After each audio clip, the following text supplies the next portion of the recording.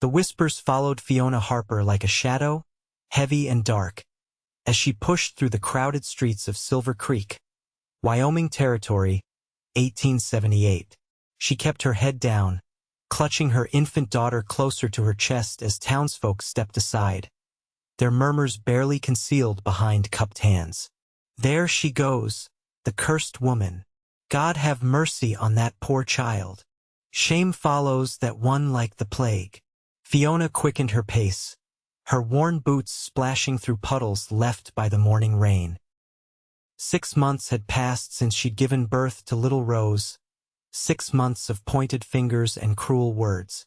The town that had once welcomed her as the schoolteacher now treated her as if she carried a disease. Reverend Caldwell had made sure of that. After discovering her condition, he'd stood before his congregation and declared her marked by sin, a cautionary tale for good Christian women. "The Lord curses those who defile his sacred laws," he'd proclaimed. "Her suffering shall be a testimony to his justice." And suffer she had. Dismissed from her teaching position, denied service at most establishments, forced to take in mending and washing just to feed herself and her child. Some claimed her misfortune was evidence of the curse itself, the death of her parents in a wagon accident just weeks before Rose's birth, the roof of her small cabin collapsing during a storm, the mysterious illness that had nearly taken Rose when she was barely 2 months old. Fiona ducked into Widow Jensen's general store, one of the few places that still allowed her inside, though even Mrs. Jensen's kindness had limits. The elderly woman would serve her, but only after all other customers had left. "Morning, Mrs. Jensen," Fiona said softly, adjusting Rose on her hip. The widow glanced around nervously before responding. "Fiona, what do you need today?" "Just some flour and maybe a bit of sugar, if you can spare it. I've got some money from Mrs. Blackwood's mending." Mrs. Jensen nodded curtly, gathering the items. "There's a new family moved into the Peterson place," she said, her voice dropping. "Cattle folks. Seems they'll be staying a while." Fiona nodded, not particularly interested in town gossip. New people meant only new faces to shun her. The bell above the door jingled, and Mrs. Jensen's face paled. "I told you to come at closing time," she hissed. "I'm sorry," Rose was fussing, and I thought, "Well, look what we have here," came a man's voice from behind her. Fiona turned to see 3 men entering the store, dust from the trail still clinging to their clothes. She recognized 2 of them, the Maxwell brothers, who owned the saloon at the edge of town. The third was a stranger. "If it ain't the fallen dove herself," the older Maxwell sneered. "Thought you'd be gone by now, girl. Town's got no place for your kind." Fiona clutched Rose tighter, the child sensing her tension and beginning to whimper. "I've done nothing to you, Mr. Maxwell. Please, just let me finish my shopping." "Done nothing?" He laughed harshly. "You flaunt your sin in front of decent folk, carrying that bastard around like it's something to be proud of." The stranger, who had been examining a shelf of tobacco, turned at this. He was tall, broad-shouldered, with a face weathered by sun and wind. His eyes, a piercing blue, narrowed slightly. "That's enough," Mrs. Jensen said, finding her courage. "Take your business elsewhere if you can't be civil." "Civil?" the younger Maxwell snorted. "Ain't nothing civil about harboring a curse in our town. My boy took sick last month right after she walked past our place. Coincidence? I think not." Fiona felt the familiar burn of tears threatening. "Your boy took sick because he was swimming in the creek during a thunderstorm. That has nothing to do with me." The older Maxwell took a step toward her, his face flushing with anger. "You calling my brother a liar?" "I believe the lady was just stating a fact." The stranger spoke, his voice deep and steady. He moved between Fiona and the Maxwell brothers, seemingly unconcerned by the tension in the room. "This ain't your concern, mister," the older Maxwell said. "You're new here. Don't know what this woman brings. The stranger smiled, but there was no warmth in it. I know disrespect when I see it, and I never did cotton to men who frighten women and babies. The Maxwell brothers exchanged glances, clearly weighing their options. The stranger's stance was relaxed, but Fiona noticed his hand rested casually near the pistol at his hip. "Come on, Lyle," the younger brother muttered. "Ain't worth the trouble." With a final glare at Fiona, they backed toward the door. "This ain't over," the older one Lyle warned. "Curse follows you, girl. Only a matter of time before everyone sees it." The door slammed behind them, leaving a heavy silence. Rose's whimpering had grown louder, and Fiona bounced her gently, murmuring soothing words. "Thank you," she said quietly to the stranger. He tipped his hat. "Samuel Reeves. Just arrived yesterday.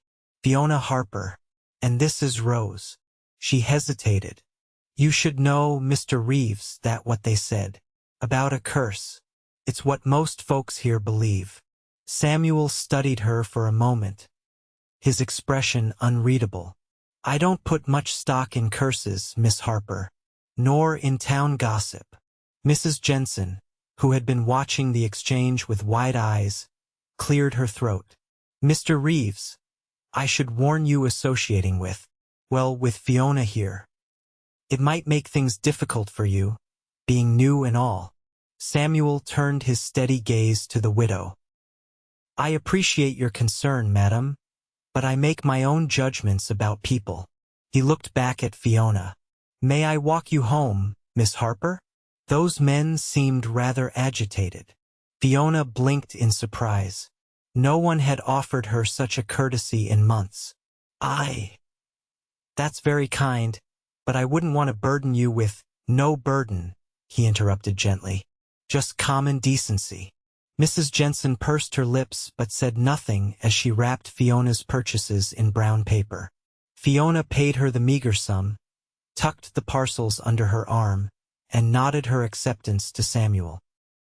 The late afternoon sun cast long shadows as they walked through town. Fiona felt the weight of stairs from porches and windows, knew that by morning, everyone would be talking about the newcomer who had escorted the cursed woman home. "You said you just arrived yesterday?"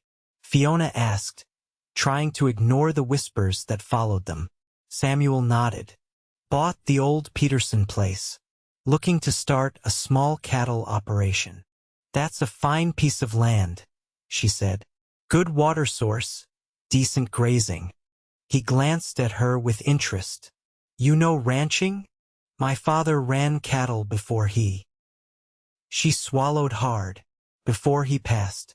I grew up learning the trade, though I became a teacher later."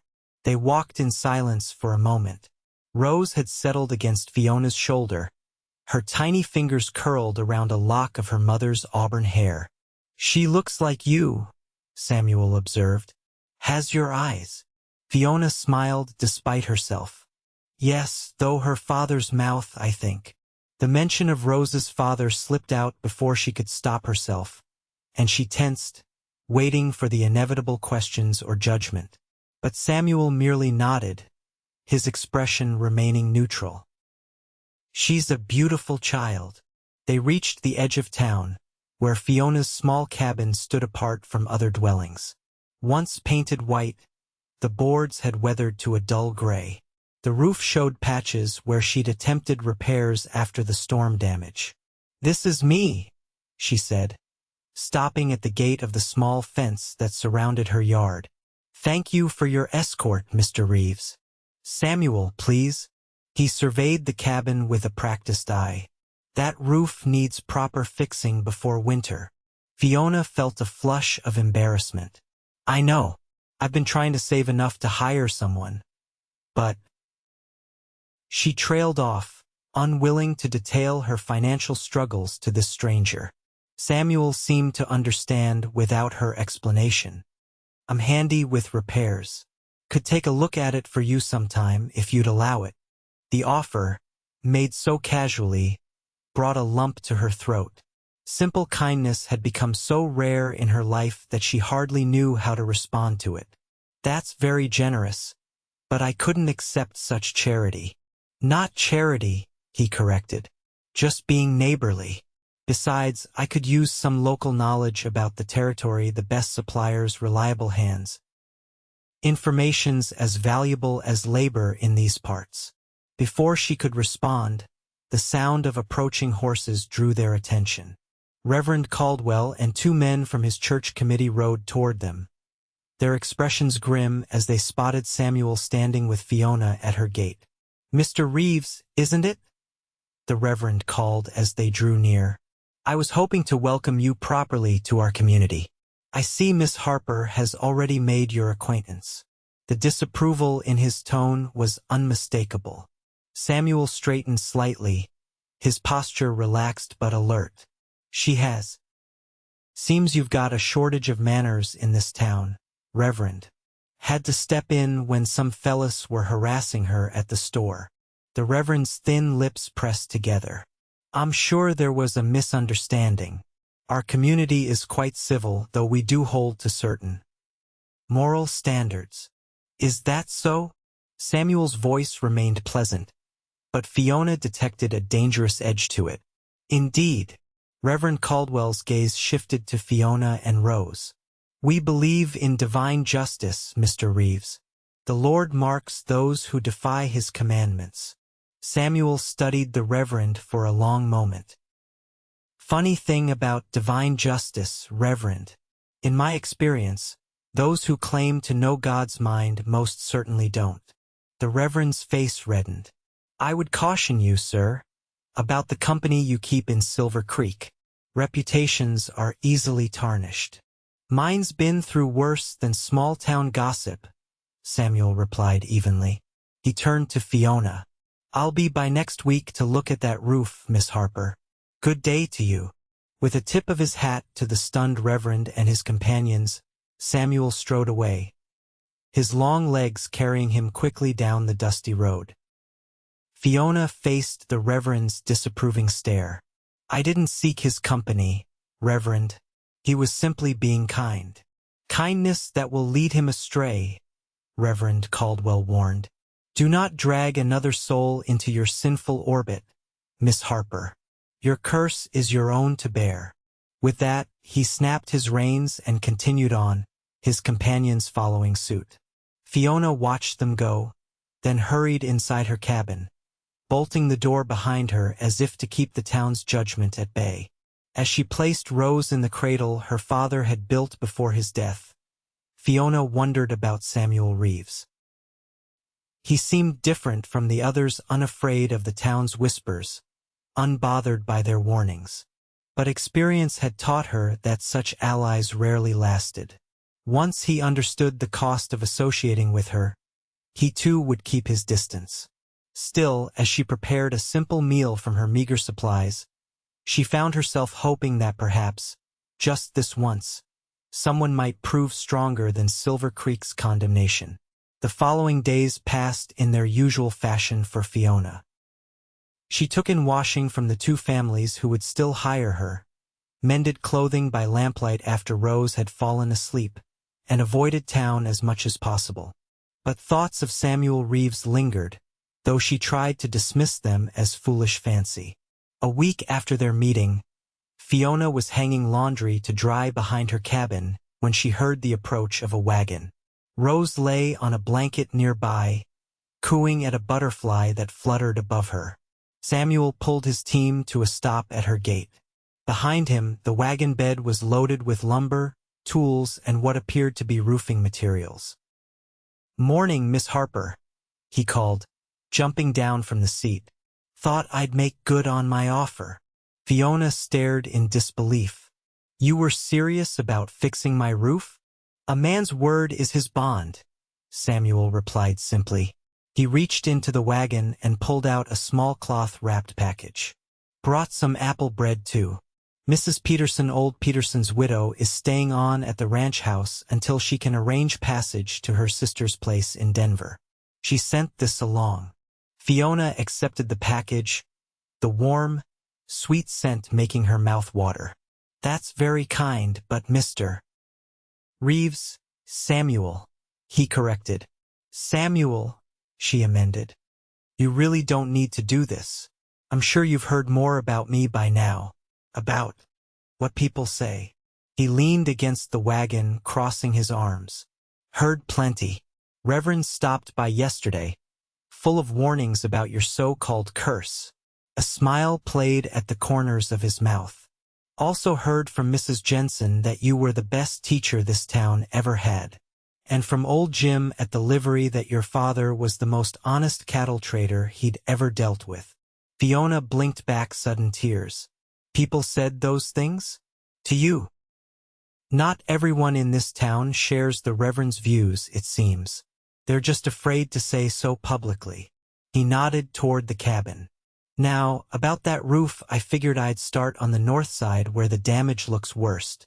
I can't pay you, Fiona said, feeling the familiar sting of pride mixed with necessity.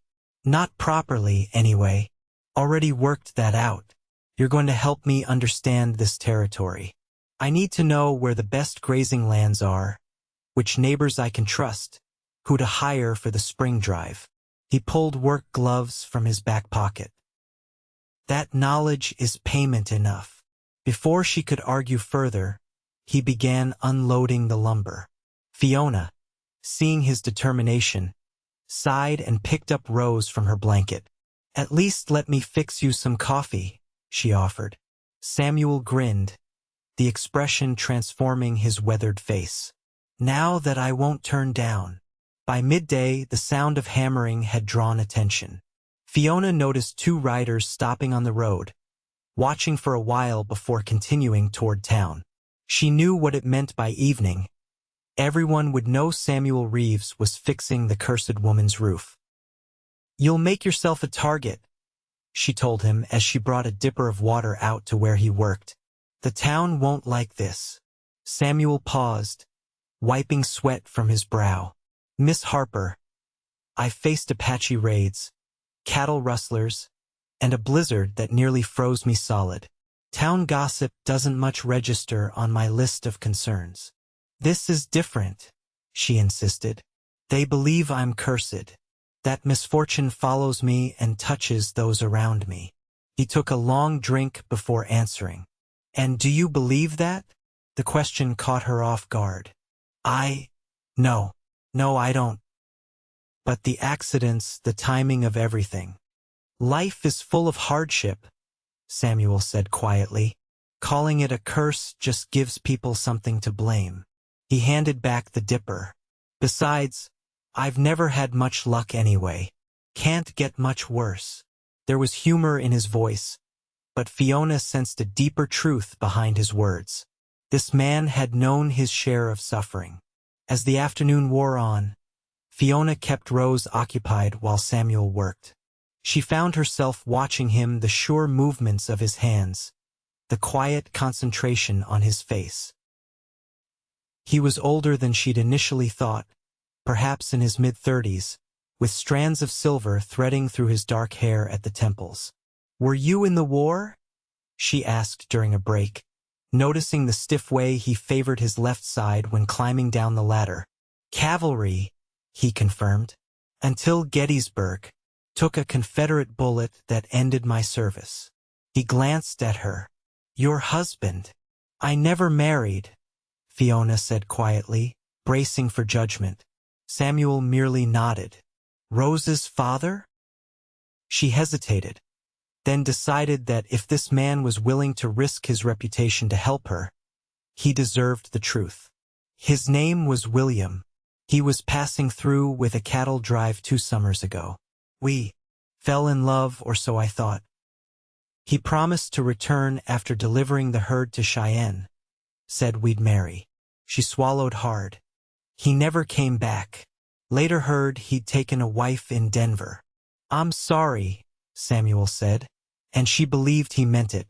By the time I realized I was carrying Rose, he was long gone. I tried to hide it as long as I could, but... She shrugged. Small towns have sharp eyes, and instead of showing Christian charity, They declared you cursed. There was a hardness in his voice now. It was the accidents that convinced them, Fiona explained. My parents dying on their way back from visiting me in town. The roof collapsed during the spring storm. Rose falling ill so suddenly. People needed an explanation. And you were convenient, Samuel concluded. He stood, stretching his back. Well, I'm about half done. I'll finish tomorrow, if that suits you. You don't have to come back, Fiona said, though part of her hoped he would. I keep my promises, Miss Harper. Something in his steady gaze made her heart beat faster. Unlike some men. The next morning, Samuel returned as promised. This time with a small bundle of toys for Rose, a wooden horse, a rag doll, and a tiny rattle. Mrs. Peterson found these in her attic, he explained. Said they belonged to her children long ago and were just gathering dust. Rose, now nearly 7 months old, squealed with delight at the colorful rattle, her tiny hands grasping it immediately. She likes you, Fiona observed as Samuel made faces at the baby, earning giggles. Babies are good judges of character, he replied with a wink. Unlike town gossips. He worked through the morning, and Fiona found herself sharing more about the area, which streams ran year-round, which ranchers had the best reputation, which trails were safest during different seasons. Samuel listened intently, occasionally asking questions that revealed his own experience with cattle and land. You know, he said during their midday meal of cornbread and beans, I could use someone with your knowledge working for me, part-time maybe, just until I get established. Fiona nearly choked on her water. Me? Work for you? Why not? You know this territory better than I do. You understand cattle. And you need the income. He said it matter-of-factly, without pity. Could bring Rose with you. My place is plenty big. The town would never let you hear the end of it, she warned. Samuel shrugged. Let them talk. I need help, you need work. Seems simple enough to me. Before she could respond, the sound of approaching horses interrupted them. Samuel rose, his hand instinctively moving toward his holstered pistol, then relaxing as he recognized the riders. The Maxwell brothers, accompanied by 3 other men Fiona recognized as regular patrons of their saloon, dismounted at her gate. Thought we'd find you here, Reeves? Lal Maxwell called.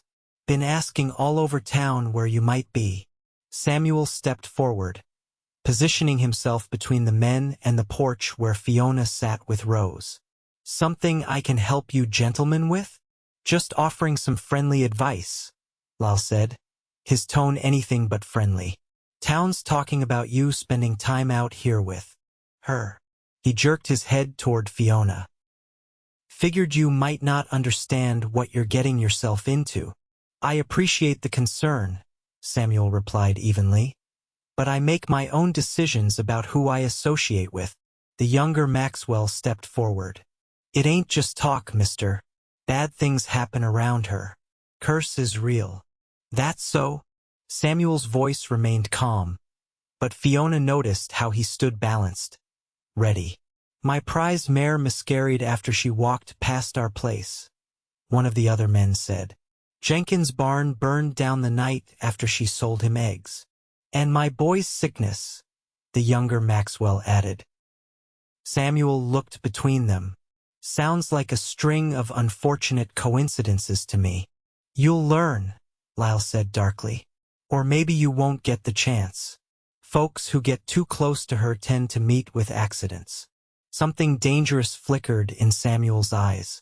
That sounded an awful lot like a threat, Maxwell. Just stating facts, Lyle replied, but he took a step back. We came as a courtesy. You're new here. Deserved a warning before you get yourself mixed up in something you can't escape. I've noted your concern, Samuel said coldly. Now I suggest you move along. I've got work to finish. The men hesitated, clearly expecting a different reaction. Finally, Lal shrugged. Your funeral, Reeves. Don't say we didn't warn you. They mounted their horses and rode away, dust rising behind them. Samuel watched until they disappeared around the bend before turning back to Fiona. "Charming neighbors you have," he remarked. Fiona clutched Rose tighter. "I told you, it will only get worse. For them, maybe." There was steel in his voice. "I don't take kindly to threats, veiled or otherwise." "They believe what they're saying," Fiona insisted. "To them I am the curse. And now they'll think it will spread to you." Samuel returned to the porch, sitting beside her on the step. "What do you believe, Fiona?" The use of her first name startled her. I believe in bad luck, in coincidence. Not curses. Then that's what matters." He reached out, hesitated, then gently touched her hand. "I meant what I said about the job. Think about it." His hand was warm, calloused from years of hard work, and Fiona felt a jolt at the contact, the first gentle touch she'd received from anyone besides Rose in so long. "I will," she promised.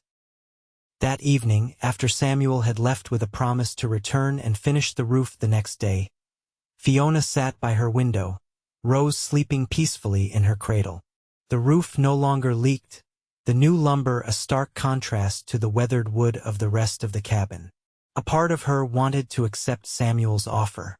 The money would make such a difference, and the thought of regular company adult conversation that didn't involve judgment or pity was tempting beyond words. But another part feared what might happen. Not because of any curse, but because of the town's reaction. How far would they go to drive her away? And would they turn their hatred toward Samuel as well? A knock at her door startled her from her thoughts. Cautiously, she approached, keeping the lantern low. "Who is it?" "Martha Jensen," came the reply. Surprised, Fiona unbolted the door to find the widow standing there, a basket in her arms, glancing nervously over her shoulder. "May I come in?" "Quickly, please." Fiona stepped aside, allowing the older woman to enter before securing the door again. "Mrs. Jensen, is everything all right?" "No, child, it isn't." She set the basket on the table. It contained bread, preserves, dried meat, and a small sack of coffee. "This is from me and a few others. We can't be seen helping you directly, but, well, we don't all agree with Reverend Caldwell's pronouncements." Fiona stared at the provisions in shock. "I don't understand."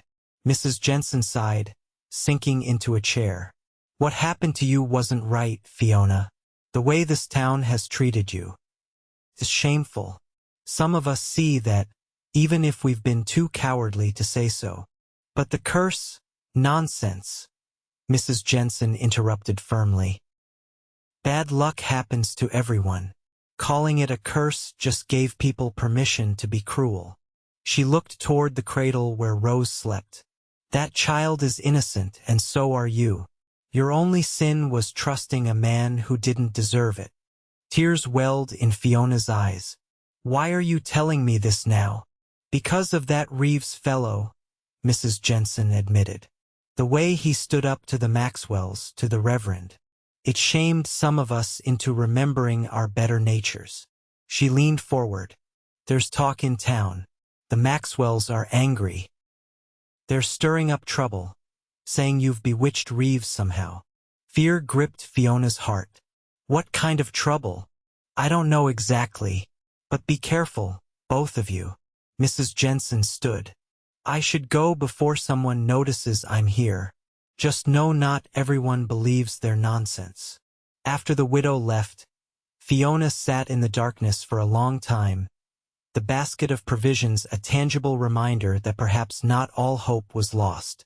But Mrs. Jensen's warning about the Maxwells troubled her deeply.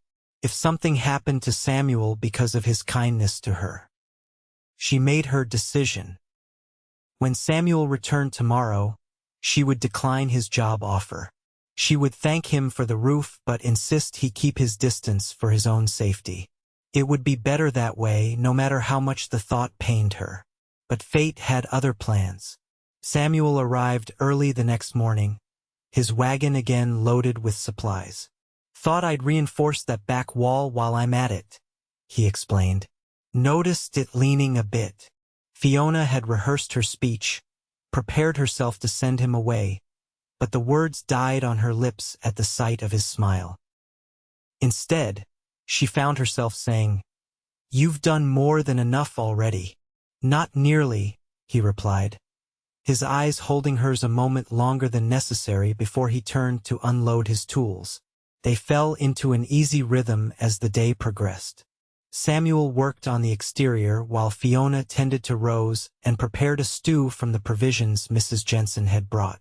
They talked as they worked about his time in the war, her years teaching, their shared knowledge of cattle and land. Not once did he mention her situation or the town's treatment of her, and for those hours, Fiona almost felt normal again. By late afternoon, dark clouds gathered on the horizon, promising a heavy storm. Samuel worked faster, determined to finish the wall repairs before the rain came. "You should stay for supper," Fiona found herself saying as she watched him work. "As thanks.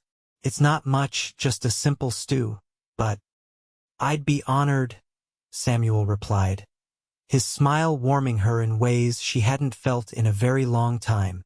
As dusk approached, the distant rumble of thunder grew louder. Samuel had just finished the last of the repairs when the first fat raindrops began to fall. They hurried inside, laughing as they barely beat the sudden downpour. "Perfect timing," Fiona said, taking his wet coat and hanging it near the stove to dry. Samuel glanced around the cabin's interior, which, though clean and orderly, showed signs of long-deferred maintenance. "You've done well, keeping this place up by yourself." "I do what I can," she replied, stirring the stew that bubbled in the pot. "It was my parents' home, all I have left of them now." Samuel moved to where Rose sat on a blanket near the stove, picking up the wooden horse he'd brought the day before. The baby reached for it eagerly, her tiny face lighting up as he made the toy trot across the floor toward her. "She likes that one best," Fiona observed, setting 2 bowls on the table. "Smart girl," Samuel said, gently touching Rose's cheek. "Horses are the most loyal companions you'll find." The domesticity of the moment struck Fiona suddenly. This strong, kind man playing with her daughter while rain drummed on the new roof above them, the cabin warm and smelling of good food. It was a glimpse of what might have been had William kept his promises. Or perhaps a whisper of what could still be. She pushed the thought away.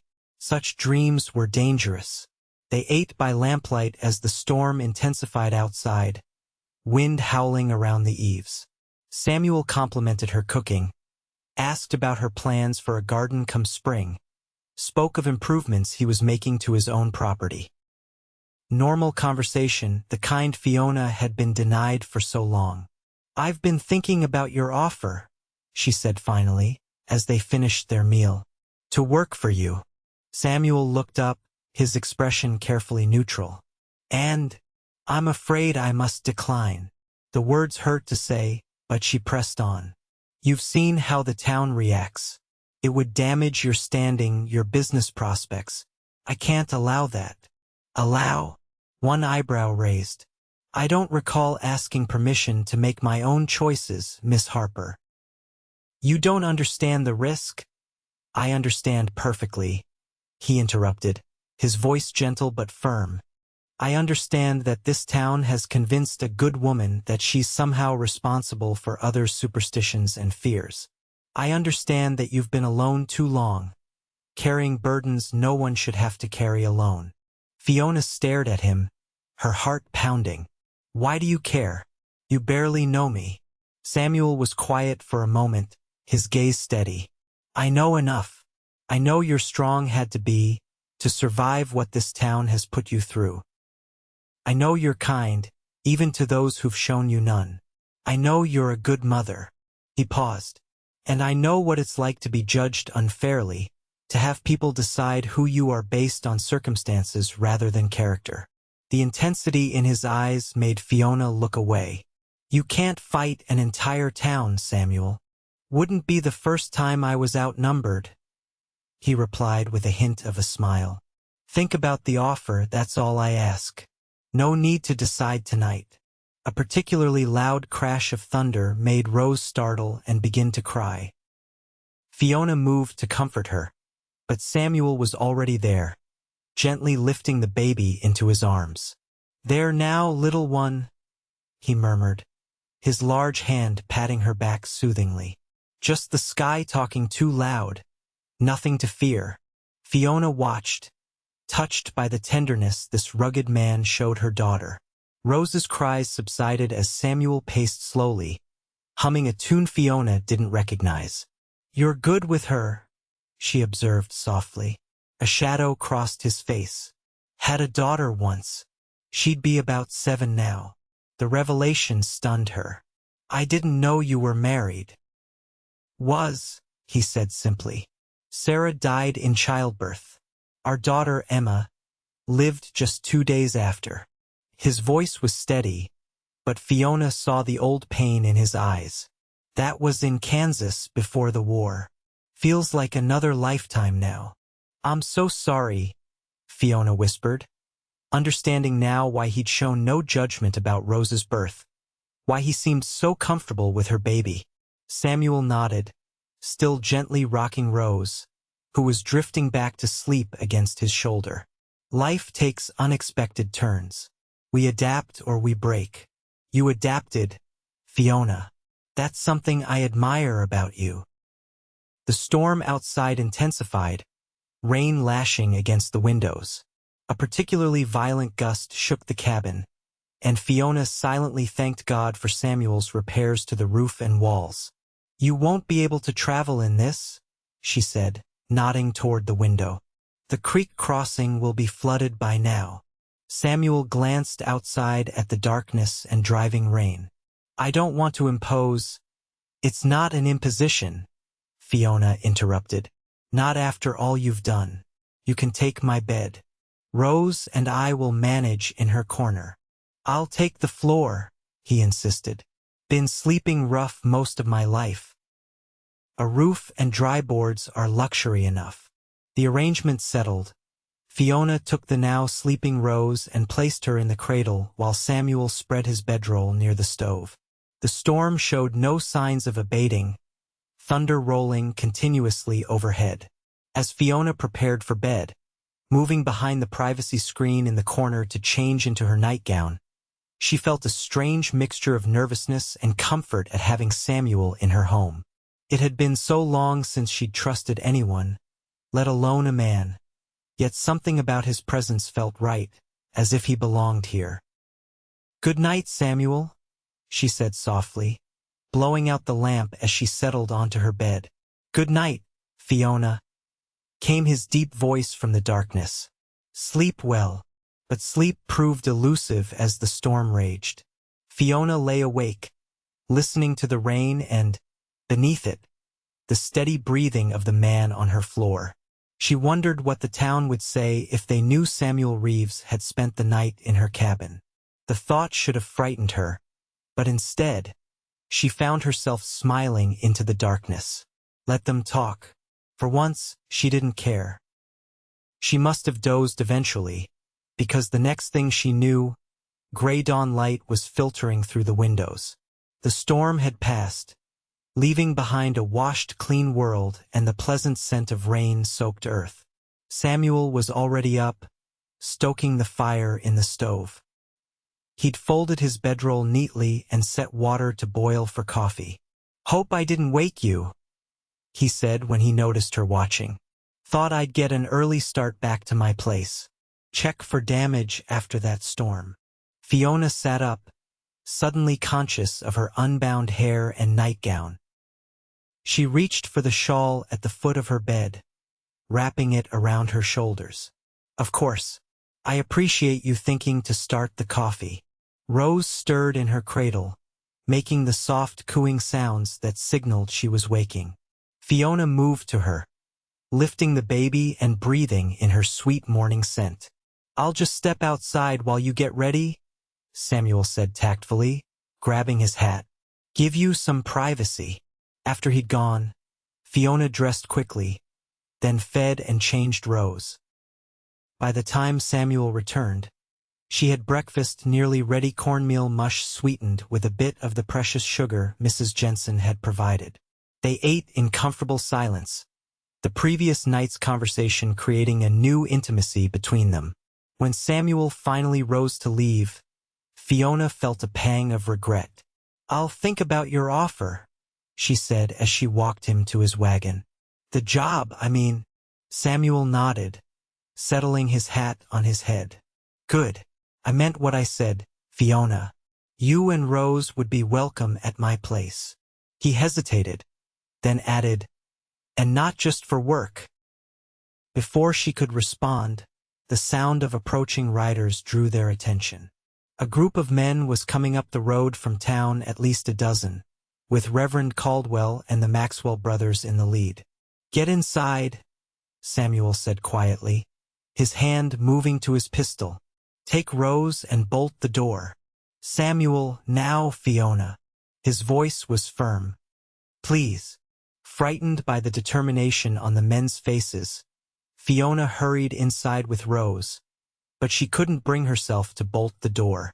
Instead, she stood just inside, listening as the riders approached. Reeves, the Reverend called, his voice carrying clearly in the morning air. We've come to have words with you. Seems like a lot of men for a conversation, Samuel replied evenly. What can I do for you, Reverend? You spent the night here, Lal Maxwell accused, in the cursed woman's cabin. The storm made the creek impassable, Samuel said. Miss Harper kindly offered shelter. Nothing improper occurred. The Reverend's voice was cold. Appearances matter in a God-fearing community, Mr. Reeves. We've been patient with your association with this woman, but this crosses a line. What line would that be, exactly? Samuel's tone remained calm, but Fiona could hear the dangerous edge beneath it. This town has standards, one of the other men called. Moral standards. Interesting, Samuel replied. From where I stand, persecuting a woman and her innocent child doesn't seem particularly moral. She brought the curse on herself, the Reverend insisted. Her sin, her sin. Samuel interrupted sharply. Was trusting a man who lied to her.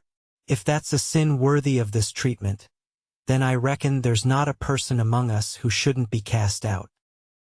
Fiona couldn't help herself. She moved to the doorway, Rose in her arms, to see what was happening. Samuel stood by his wagon, facing the mounted men. His posture was relaxed, but she recognized the readiness in his stance. Stay out of this, Fiona, the Reverend warned, spotting her. This is between us and Mr. Reeves. Actually, Samuel said, it concerns her directly, so I think she has every right to hear what you have to say. Lal Maxwell spurred his horse forward a few steps. We're giving you one chance, Reeves. End whatever's going on here. Stop coming around her place. Stop defending her in town, or you'll regret it. Is that a threat, Maxwell? Samuel's hand rested casually near his holstered pistol. It's a promise, Maxwell replied. Bad things happen around her. You've been warned. The implication was clear, and Fiona felt sick. They were threatening Samuel while pretending it was about some supernatural curse. I think I understand now, Samuel said, his voice dangerously soft. You've all convinced yourselves this curse nonsense absolves you of responsibility. Anything bad that happens to her or to me, well, that's just the curse, isn't it? Mighty convenient. The Reverend's face flushed. You mock what you don't understand. No, I understand perfectly. Samuel cut him off. And here's what you need to understand. He took a step forward, his eyes hard. Fiona Harper is under my protection now. Anyone who threatens her, threatens me. And I don't believe in curses, Reverend. I believe in consequences. A tense silence followed his declaration.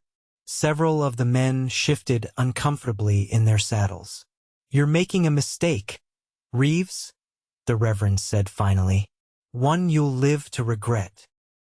Only mistake I see is a town turning its back on one of its own, Samuel replied. Now, unless you're planning to do more than make vague threats, I suggest you move along. I've got work to do. For a moment, Fiona thought the confrontation might escalate further. But then one of the older men in the group, Mr. Bennett, who owned the bank, cleared his throat. Come on, Reverend. We've said our piece. Let's head back. Reluctantly, the Reverend nodded. Think on what we've said, Mr. Reeves. There's still time to make the right choice. As the group turned their horses, while Maxwell lingered, his eyes cold as he looked between Samuel and Fiona. This isn't over, he muttered, before spurring his horse to catch up with the others. Samuel watched until they were well down the road before turning to Fiona. Are you all right? She nodded, though she felt anything but all right. I'm sorry. This is exactly what I feared would happen. They're threatening you because of me. No, Samuel said firmly. They're threatening me because I'm challenging their control over this town. You're just the excuse. He approached the porch where she stood. But I meant what I said, Fiona. You and Rose are under my protection now. You can't protect us from an entire town, she protested. Samuel's expression softened as he looked at her. Maybe not, but I can offer you a choice. He took a deep breath. Come to my ranch. Not as my employee, but as my wife. Fiona gasped, certain she had misheard. What? Marry me, Samuel said simply. You'll be my wife now. You and Rose will have my name, my protection, my home. He stepped closer. I know it's sudden. I know we're still getting to know each other. But I've seen enough to know what kind of woman you are, Fiona Harper. And I'd be proud to call you my wife. Fiona's mind raced. You can't be serious. You're asking because you feel sorry for me, because of what just happened. No. Samuel's voice was firm. I'm asking because I've spent the past week getting to know a woman of extraordinary strength and kindness. I'm asking because I want to build something with you, Fiona. A home. A family. He glanced at Rose. For both of you. But the curse? There is no curse, he interrupted gently. Just a town's cruelty and your bad luck. And luck can change. He reached out, hesitantly touching her cheek. Mine already has, by meeting you. Tears filled Fiona's eyes. Samuel, I don't know what to say. Say you'll consider it, he replied. I'm not asking for an answer right now. Think on it. Talk to Mrs. Jensen if you need a woman's counsel. His thumb brushed away a tear that had escaped down her cheek. But know that my offer stands, regardless of your answer. My protection, my friendship, those are yours already. Rose reached out a tiny hand toward Samuel, breaking the moment. He smiled, letting the baby grasp his finger. Smart girl, he murmured. Knows a friend when she sees one. Fiona watched the interaction, her heart in turmoil. Marriage. To this man who had shown her nothing but kindness and respect since the moment they met. It seemed impossible, yet here he stood, offering her not just safety but a future. I'll think about it, she said finally, her voice barely above a whisper. Samuel nodded, seemingly satisfied with that response. That's all I ask. He stepped back, clearing his throat. I should head home, check on things after the storm. But I'll be back tomorrow, if that's all right. Yes, Fiona found herself saying. Yes, that would be all right. She watched as he mounted his wagon and drove away, her mind still struggling to process his proposal. Marriage. To Samuel Reeves. The very thought sent a flutter through her chest that had nothing to do with fear and everything to do with hope, a feeling she'd almost forgotten. That evening, as Fiona sat by the fire with Rose sleeping peacefully in her arms, a soft knock came at her door. Cautiously, she approached, relieved to find Mrs. Jensen on her doorstep once again. "May I come in?" the older woman asked. "I heard about what happened this morning." Fiona nodded, stepping aside to allow her entry. News travels fast. In a town this size? Like wildfire. Mrs. Jensen settled into a chair by the fire. "That Reeves fellow has stirred up quite the hornet's nest. Standing up to the Reverend and the Maxwells like that." "He's a good man," Fiona said softly, adjusting Rose in her arms. Mrs. Jensen studied her face. "More than that, I think. Word is he asked you to marry him." Fiona's eyes widened. How could anyone possibly know that? "Tom Weaver was riding back from his north pasture. Says he wasn't spying, just happened to be passing within earshot." Mrs. Jensen shrugged. "Like I said, news travels fast." "I haven't given him an answer," Fiona said, feeling defensive. "It was very sudden." "But you're considering it," Mrs. Jensen observed shrewdly. "I can see it in your face." Fiona sighed, gently placing the sleeping Rose in her cradle before sitting across from the widow. "Would I be foolish to accept? We've known each other barely a week." "Sometimes a week tells you more than years," Mrs. Jensen replied. "My Henry proposed to me after knowing me just 3 days. We had 42 good years together before God called him home." She leaned forward. "The question isn't whether you've known him long enough, Fiona. It's whether you trust what you do know." "I think I do," Fiona admitted. "But what if he's only asking out of pity, or a sense of obligation?" Mrs. Jensen snorted. "That man doesn't strike me as someone who does anything he doesn't want to do. Especially not something as serious as marriage." She patted Fiona's hand. "I've seen how he looks at you, girl. That's not pity." A warm flush crept up Fiona's neck. "Even if his intentions are genuine, marrying me could ruin him in this town. His ranch, his future here. Some things matter more than a town's approval." Mrs. Jensen interrupted. "Besides, not everyone shares the Reverend's views. More than you might think are uncomfortable with how you've been treated, especially since Rose came. They just haven't had the courage to say so." She stood, adjusting her shawl. "Samuel Reeves has that courage. Question is, do you?" After Mrs. Jensen left, Fiona sat by the fire for a long time, turning over the widow's words in her mind. Did she have the courage to accept Samuel's proposal? To believe that happiness might still be possible for her and Rose? By morning, she had made her decision. Samuel arrived just after noon, his wagon loaded with fence posts and wire. He'd barely stepped down when Fiona emerged from the cabin, Rose on her hip. "I thought we might begin repairing that corral," he explained, nodding toward the dilapidated fence that had once enclosed her father's horses. "If you're planning to stay here, you'll need—" "Yes," Fiona interrupted. Samuel paused. "Yes to the corral? Yes to your proposal?" Her heart pounded so hard she was certain he must hear it. "If you're still offering." For a moment, Samuel stood completely still, as if processing her words. Then a slow smile spread across his face, transforming his weathered features. "I am," he said quietly, closing the distance between them. "Very much so." He reached out, gently touching Rose's cheek before meeting Fiona's gaze. "You're certain? I don't want you agreeing because you feel you have no choice." "I'm certain," Fiona replied, surprised by the steadiness in her voice. "You've shown me nothing but kindness and respect, Samuel. You've defended us when no one else would. And," she took a deep breath, "I believe we could build a good life together." if you're willing to take the risk. Only risk I see, Samuel said softly, is letting you and this little one slip away. His hand moved to Fiona's cheek, the touch sending warmth through her. When? How soon can I call you my wife? The eagerness in his voice brought a smile to her lips. How soon can you arrange it?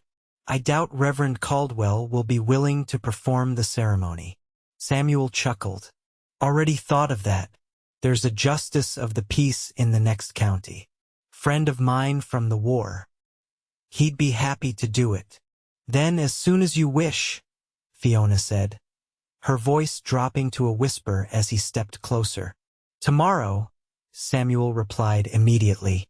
We can leave at first light, be there by afternoon. Tomorrow. She would be his wife tomorrow.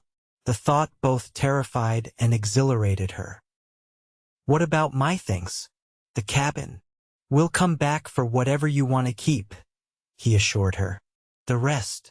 Well, maybe it's best to leave the past behind. Start fresh. Fiona nodded, thinking of the painful memories the cabin held, despite having been her home for so long. Yes, a fresh start. Samuel's gaze dropped to her lips, then back to her eyes, a question in his expression. Fiona felt herself leaning slightly toward him, answering without words. His kiss was gentle, tentative at first, then deepening as she responded. His arms encircled her and rose, strong and protective, and for the first time in longer than she could remember, Fiona felt truly safe. When they finally parted, Samuel rested his forehead against hers. Tomorrow, he murmured, tomorrow you'll be my wife. And you'll be my husband, she replied, the words feeling strange yet right on her tongue. Rose, seemingly sensing the significance of the moment, patted Samuel's cheek with her tiny hand, eliciting a laugh from both adults. I think she approves, Samuel said, pressing a gentle kiss to the baby's forehead. Smart girl. They spent the remainder of the day making preparations. Fiona packed the few belongings she couldn't bear to leave behind: her mother's Bible, her father's pocket watch, Rose's baby blanket, and the small chest containing her teaching certificates and books. Everything else, she decided, could stay. Samuel rode into town for supplies for their journey, returning with not only provisions but news. Town's buzzing with gossip, he reported as they ate a simple supper. Someone saw me kissing you. By now, everyone knows we're to be married. Fiona tensed. What are they saying? The usual nonsense about curses and doom, he replied dismissively. But I also had 3 different men approach me privately to wish me well, and Mrs. Peterson sent along a wedding gift. He reached into his saddlebag and pulled out a small package wrapped in tissue paper. Inside, Fiona found a delicate lace handkerchief and a note. For your wedding day, every bride needs something new. Wishing you joy, Margaret Peterson. Tears stung Fiona's eyes. I barely know her. Kindness doesn't always need acquaintance, Samuel observed. Sometimes it's just recognizing another soul in need of light. As night fell, Samuel prepared to leave for his ranch, planning to return at dawn to begin their journey. Standing at the door, he seemed reluctant to go. I could sleep in the wagon, he offered, just to be sure you're safe. Fiona smiled, touched by his concern. We'll be fine for one more night. Besides, she added with a hint of shyness, it's bad luck for the groom to see the bride before the wedding. Samuel laughed. After all you've been through, you still believe in luck? Maybe I'm starting to believe in good luck now, she replied softly. He kissed her once more, a promise of tomorrow, before mounting his horse and riding away into the gathering darkness. Fiona watched until he disappeared from sight, her heart lighter than it had been in years. Inside, as she prepared Rose for bed, she spoke softly to her daughter about their new future. We're going to have a home, little one. A real home, with a father who already loves you. Rose gurgled happily, as if understanding the importance of her mother's words. Later, as Fiona lay in bed, she found herself thinking not of the town's judgment or the so-called curse, but of Samuel, his gentle hands, his steady presence, the way his eyes crinkled when he smiled. Tomorrow she would be his wife. The thought carried her into peaceful dreams.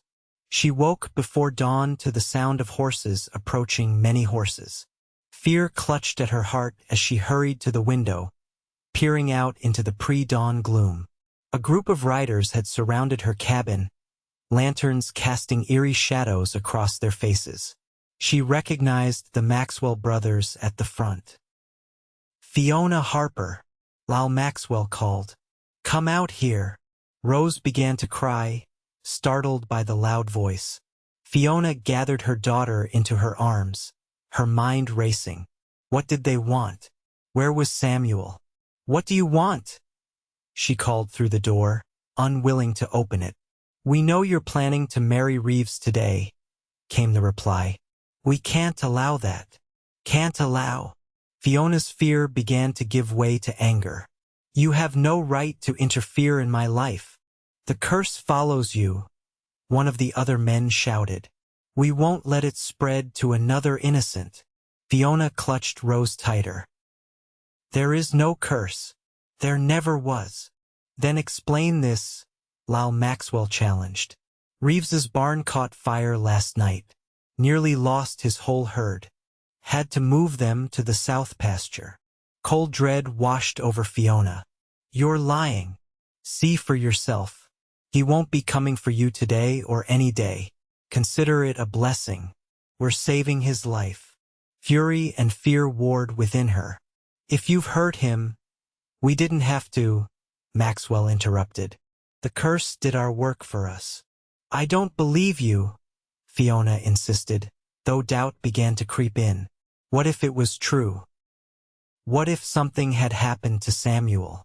"Believe what you want," Maxwell replied. "But here's what's going to happen. You're leaving Silver Creek today.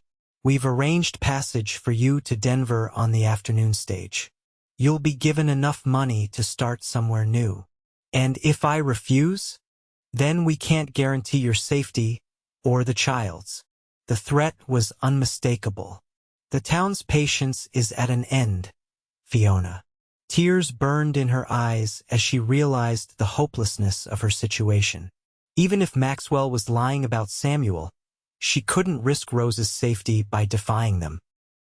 "I need time to pack," she said, her voice breaking. "1 hour," Maxwell called. "We'll be watching." She heard the men dismount, surrounding the cabin. There would be no escape, no way to verify Maxwell's claims about Samuel. With shaking hands, Fiona began gathering their meager belongings, tears streaming down her face. How cruel, to have hope dangled before her only to have it snatched away. Perhaps there was a curse after all, not one of divine retribution, but of human cruelty and superstition. Rose, sensing her mother's distress, whimpered softly. "It's all right, my love," Fiona whispered, though she felt anything but all right. "We'll be fine. We always are." She packed quickly, glancing frequently at the window where she could see the men's shadows moving. If Samuel was truly injured, or if his property had been damaged, he would be unable to come for her. And if he did come, he would face these men alone. As she folded the last of Rose's clothes into her carpetbag, Fiona made her decision. She would go, not because she believed their threats, but because she couldn't bear the thought of Samuel facing harm because of her. Better to disappear, to let him believe she had changed her mind, than to be the cause of his suffering. The hour passed too quickly. A knock at the door signaled it was time.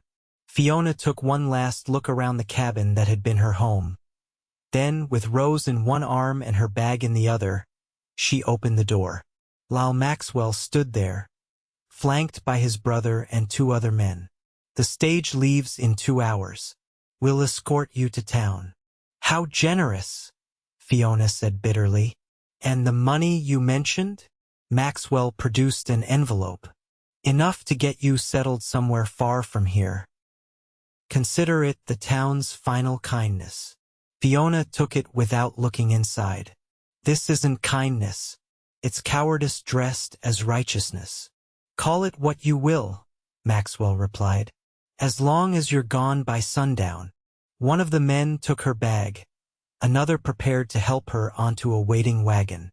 Fiona hesitated at the threshold, a sudden sense of wrongness washing over her. Was she really going to let them win? After everything, was she going to run again?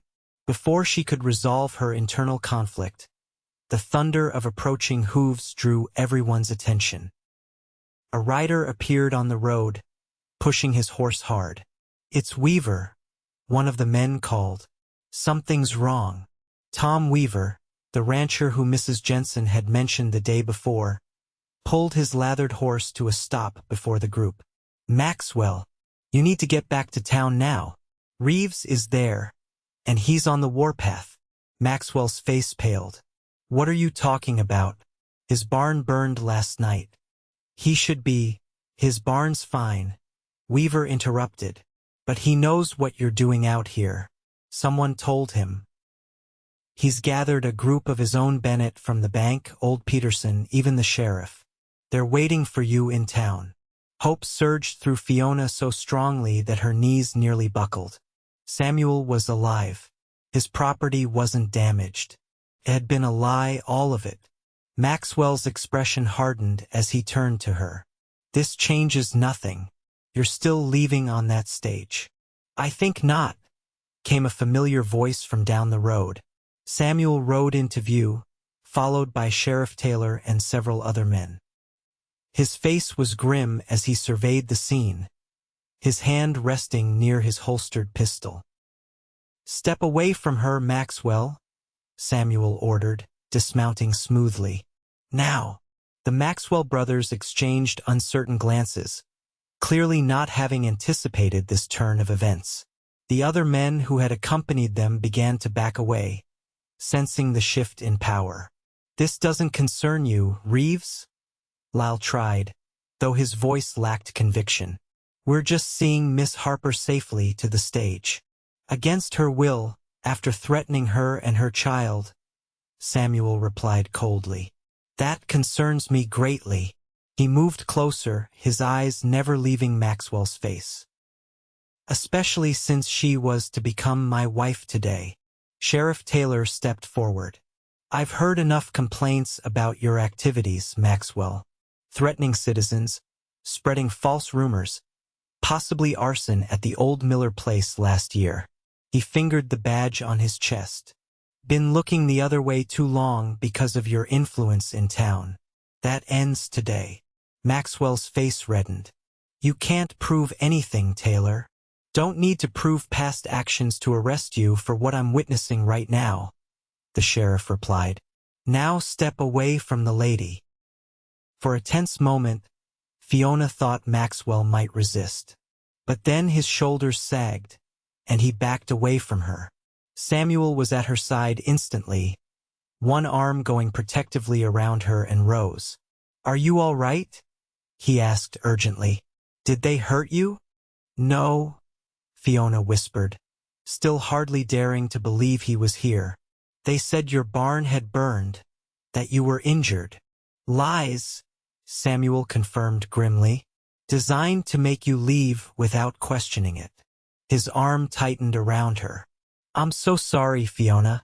I should have stayed with you last night." "You're here now," she said, leaning into his strength. "That's what matters." Sheriff Taylor approached the Maxwell brothers. "You two are coming with me. The rest of you," he glared at the other men who had participated in the intimidation, "consider yourselves warned. The law applies to everyone in Silver Creek, not just those without influential friends." As the sheriff led the Maxwells away, the remaining men dispersed quickly, avoiding eye contact with Fiona and Samuel. Soon, only Weaver and a few of Samuel's supporters remained. "Thank you," Samuel said to Weaver. "If you hadn't warned us." Weaver shrugged uncomfortably. Wasn't right what they were doing. Never was right. How the town treated Miss Harper. He nodded to Fiona. My wife says so too. She's been saying it for months. Just afraid to speak up. Well, she can speak freely now, Samuel replied. Things are going to change in Silver Creek. He turned to Fiona, his expression softening. If you still want to, that is. If you still want to be my wife after all this. Fiona looked up at him. This man who had defied an entire town for her, who had seen her worth when others saw only judgment and superstition. Yes, she said simply. More than ever. Relief and joy transformed his face. Then let's go get married, Miss Harper. I believe we have an appointment with a justice of the peace. Wait, called a voice from the group. Mrs. Jensen pushed forward, a small bundle in her arms. If you're determined to marry today, you'll need this. She handed the package to Fiona. A proper dress. It was my daughter's. She's in St. Louis now. Doesn't need it anymore. Fiona opened the bundle to find a lovely blue dress. Simple but elegant. Mrs. Jensen, I can't possibly. You can and you will, the widow interrupted firmly. Every bride deserves to feel beautiful on her wedding day. Tears filled Fiona's eyes as she embraced the older woman. Thank you for everything. Mrs. Jensen patted her back. Now go get ready. I'll help you with your hair. An hour later, Fiona stood before the small mirror in her cabin, hardly recognizing the woman who looked back at her. The blue dress fit as if made for her and Mrs. Jensen had arranged her hair in an elegant style, woven with wildflowers gathered from the meadow. You look beautiful, Mrs. Jensen said, adjusting the final flower. Your mother would be proud. A knock at the door announced Samuel's arrival. Mrs. Jensen went to answer it, returning with Samuel in tow. He had changed into clean clothes, his dark hair still damp from washing. He stopped in the doorway, his eyes widening as he took in Fiona's appearance. You're a vision, he said softly. Fiona felt a blush warm her cheeks. Thank you. You look quite handsome yourself. Rose, dressed in her cleanest gown, gurgled happily from Mrs. Jensen's arms. This little one is ready to see her mama get married, the widow announced. Shall we go? Outside, a surprising sight awaited them. A wagon had been decorated with ribbons and flowers, and several townspeople stood nearby. Mr. Bennett from the bank, Tom Weaver and his wife, old Mrs. Peterson, and a few others who had never openly shown Fiona kindness but had perhaps silently disagreed with her treatment. What's all this? Fiona asked, bewildered. A proper wedding party, Samuel explained, taking her hand. Seems once the Maxwells were arrested, quite a few folks found their courage. We've been wrong, Mrs. Peterson said, stepping forward. Many of us knew it, but were too afraid to stand against the Reverend and the Maxwells. She took Fiona's free hand. I hope someday you can forgive us. Emotion threatened to overwhelm Fiona. After so long being shunned, to be suddenly surrounded by well-wishers felt almost dreamlike. There's nothing to forgive, she managed. We all did what we thought we must. Samuel helped her into the decorated wagon, then took Rose from Mrs. Jensen, settling the baby on his lap as he took the reins. Ready to become Mrs. Reeves? He asked, his eyes shining with emotion. More than ready, Fiona replied, her heart so full it might burst. They traveled to the next county, the small procession of wagons and riders drawing curious looks from passers-by. Samuel's friend, Judge Henry Wilson, received them warmly at his home, his wife fussing over Rose while preparations were made for the ceremony. Standing before the judge in the simple parlor, surrounded by their unlikely wedding party, Fiona felt as if she were in a dream. Samuel held her hands, his strong fingers gentle against hers, his eyes never leaving her face as they spoke their vows. I, Samuel James Reeves, take you, Fiona Elizabeth Harper, to be my lawfully wedded wife, to have and to hold, from this day forward, for better or worse, for richer or poorer, in sickness and in health, to love and to cherish, until death do us part. His voice was steady, certain, as if he'd been waiting his whole life to speak these words to her. When it was her turn, Fiona's voice trembled only slightly. I, Fiona Elizabeth Harper, take you, Samuel James Reeves, to be my lawfully wedded husband, to have and to hold, from this day forward, for better or worse, for richer or poorer, in sickness and in health, to love and to cherish, until death do us part. By the authority vested in me by the territory of Wyoming, Judge Wilson proclaimed, I now pronounce you husband and wife. He smiled warmly. You may kiss your bride, Samuel. Samuel's kiss was tender yet passionate, a promise of the life they would build together. When they parted, the small gathering burst into applause, Rose adding her own happy squeals to the celebration. Mrs. Reeves, Samuel murmured, the name a caress on his lips. Mrs. Reeves, Fiona repeated, marveling at how right it sounded. The judge's wife had prepared a small feast, and the afternoon passed in a blur of food, conversation, and unexpected joy. As dusk approached, Samuel took Fiona aside. We could stay here tonight, he offered. Henry and his wife have plenty of room. Or we could start for home, stop at the halfway point. Home. The word resonated within her. Let's go home, she decided. I want to see our place, start our life together. Samuel's smile was radiant. Home it is, then. They said their goodbyes to the wedding party, many of whom would return to Silver Creek that night. Mrs. Jensen hugged Fiona tightly. You deserve this happiness, child. Both of you. Visit us soon, Fiona urged. You'll always be welcome. Count on it, the widow promised. Someone needs to help you turn that bachelor's quarters into a proper home. The journey to Samuel's ranch took them past Fiona's old cabin. She glanced at it as they rode by, feeling a strange mix of sadness and relief. So many memories within those walls, both painful and precious. We can come back for anything you want to keep, Samuel said, noticing her gaze. Tomorrow or whenever you're ready. No, Fiona decided.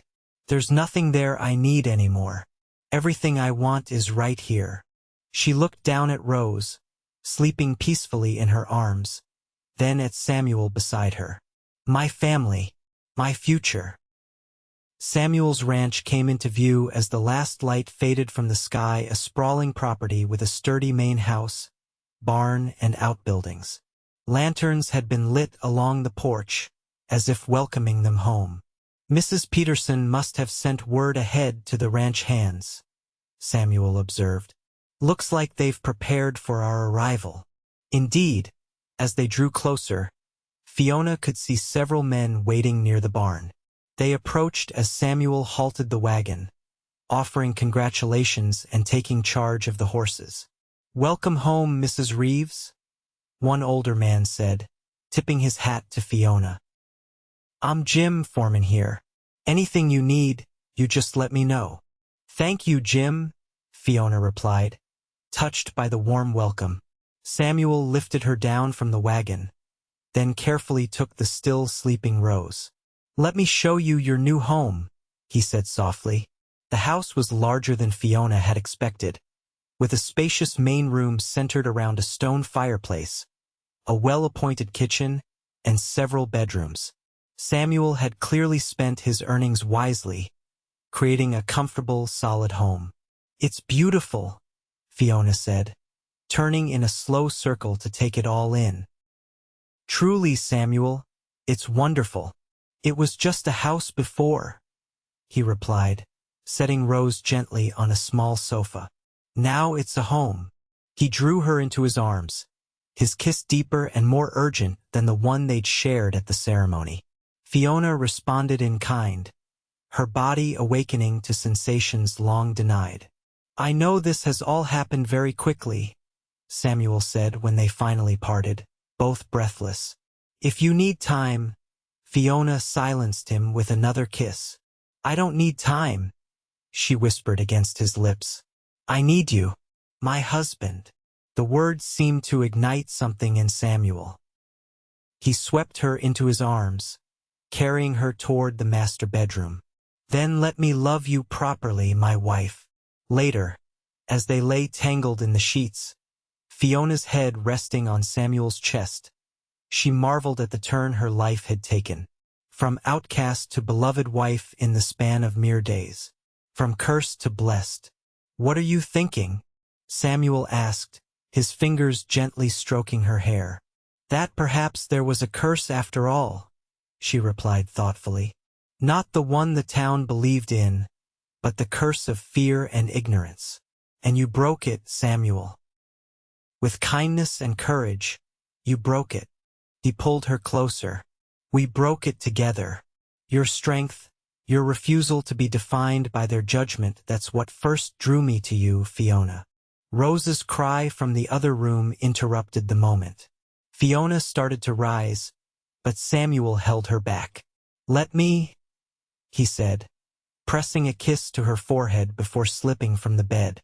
Fiona watched as he pulled on his trousers and went to tend to Rose. She heard his deep voice murmuring soothing words, followed by Rose's happy gurgle. A moment later, he returned with the baby.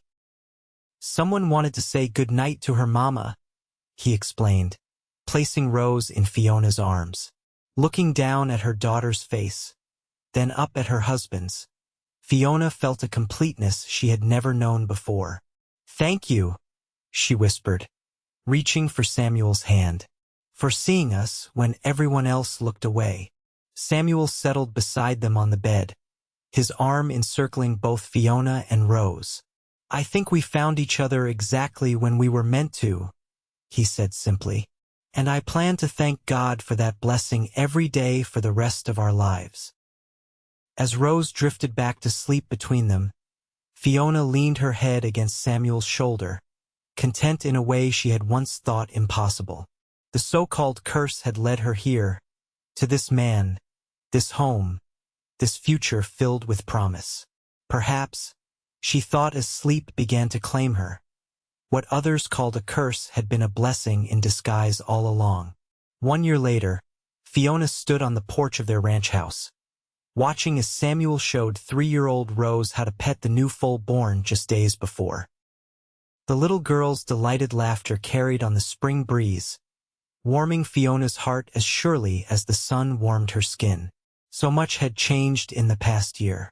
The Maxwells had been convicted of various crimes and had left Silver Creek in disgrace.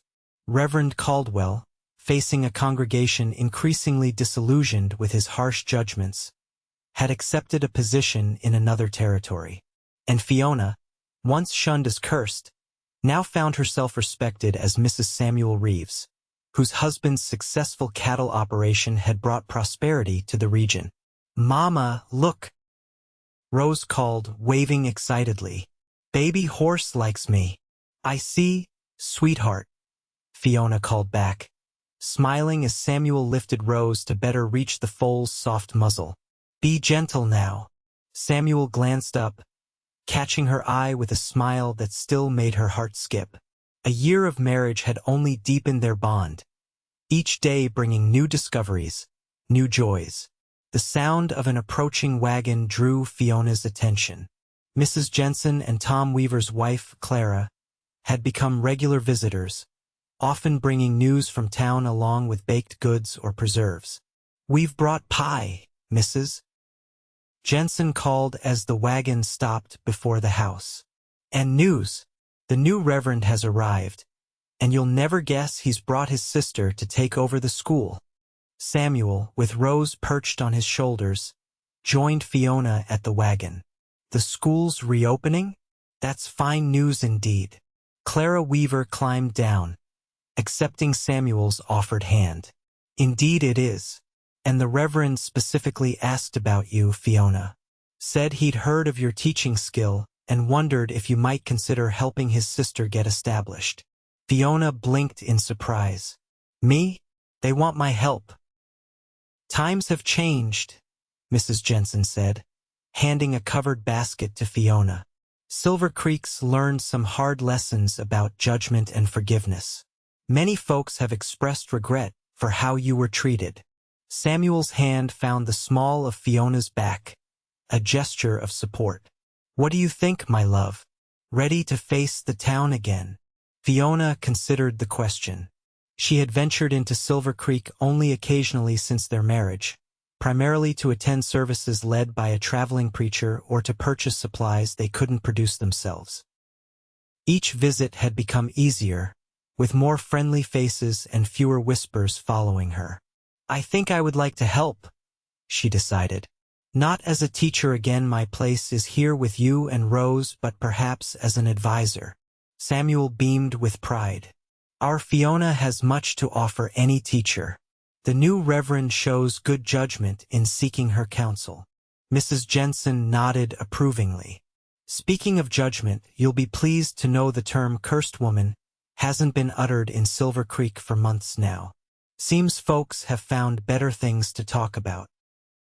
Like the new Reeves baby on the way, Clara added with a knowing smile, glancing at Fiona's midsection. Fiona laughed, placing a protective hand over the gentle swell of her belly. At 4 months along, her condition was becoming noticeable to observant eyes. News still travels fast, I see. In the best possible way, Mrs. Jensen assured her. Nothing but joy for you both this time. After their visitors had departed, promising to return the following week with the new reverend and his sister, Fiona and Samuel sat on the porch swing, watching Rose play with the wooden blocks Samuel had carved for her last Christmas. Are you happy? Samuel asked, his arm around her shoulders. Truly happy? Fiona leaned into his embrace. Happier than I ever imagined possible. Sometimes I wonder if I'm dreaming. Not dreaming, Samuel assured her, his hand dropping to caress the swell of their growing child. Just living the life we've built together. He pressed a kiss to her temple. Remember when I told you luck could change? I remember, Fiona murmured, turning to meet his eyes. You were right about so many things. Only one thing matters, Samuel replied, his voice deep with emotion. That I was right about you, about us. As the sun began its descent behind the distant mountains, painting the sky in shades of gold and pink, Fiona reflected on the journey that had brought her here. From the depths of despair to the heights of joy, from curse to blessing, from outcast to beloved. You'll be my wife now, Samuel had said that day, standing firm against an entire town's condemnation. Simple words that had changed everything. I am your wife, Fiona whispered, lifting her face for his kiss. Now and always. And as their lips met, Rose's laughter providing the perfect accompaniment to their love, Fiona knew with absolute certainty that no curse could ever touch what they had built together. Only blessings remained, stretching endlessly into their future, as vast and promising as the western sky above them.